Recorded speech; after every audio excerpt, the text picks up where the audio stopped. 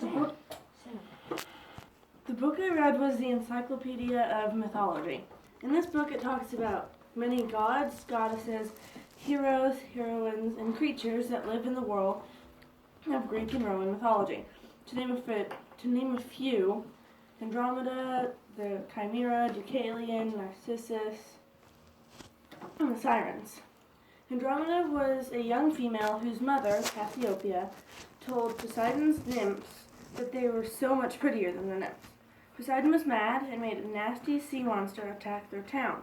The only way to save their town was to chain Andromeda to a rock and let the sea monster eat her. Perseus saved her by flying in on Pegasus and slayed the monster.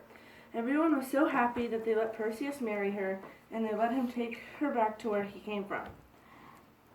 Deucalion was a king who escaped a giant flood using an ark, just like in the Bible. Deucalion and his wife were told by Zeus to throw stones over their shoulders because they were the only survivors.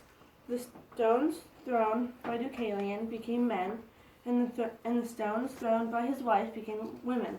These humans repopulated the earth.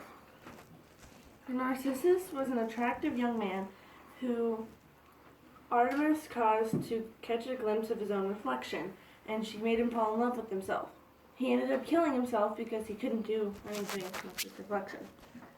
The Sirens were beautiful female creatures whose voices lured passing sailors to crash their ships into rocky terrain. The bottom of the ocean around them were littered with the bones of sailors who had been lured to their death. When the Sirens failed to lure Odysseus and his men to their deaths, they committed suicide by throwing themselves onto the rocks.